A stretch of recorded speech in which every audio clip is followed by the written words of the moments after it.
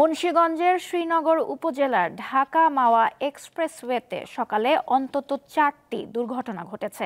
এসব দুর্ঘটনায় বাসসহ 10 গাড়ির সংঘর্ষ হয়। এতে একজন নিহত ও অন্তত 15 জন আহত হন বলে জানিয়েছে হাইওয়ে পুলিশ। রোববার সকাল 8টা থেকে 8:30টার মধ্যে এসব দুর্ঘটনা ঘটে।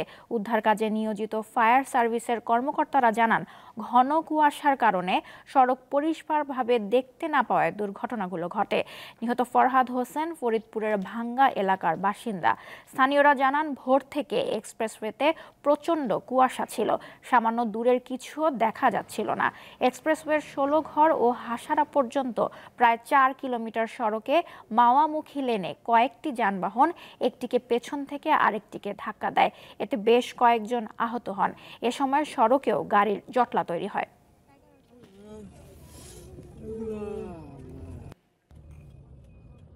পরিবহন এবং গোল্ডেন লাইন এরা পরিবহনের ড্রাইভার এবং হেল্পাররা সামান্য আহত হয়। আমরা তাদেরকে এখান থেকে তারা হসপিটালে পাঠাই। আমরা 4-5 জনের মতন আহত আছে। হ্যাঁ, আর যাত্রীরা কেমন আহত হয় না গাড়ি। আমি এখানে এসে আমি অন দ্য স্পটে আমি সব যাত্রীগুলোকে উঠিয়ে দিয়েছি। আমি এটা পাই নাই। মূলত ড্রাইভার হেল্পার যারা আপনার দেখেন গাড়িগুলো, ড্রাইভার হেল্পারদের যাত্রী কোনো ক্ষতি হওয়ার কোনো চিন্তা নেই, হেল্পাররাই আহত হয়েছে।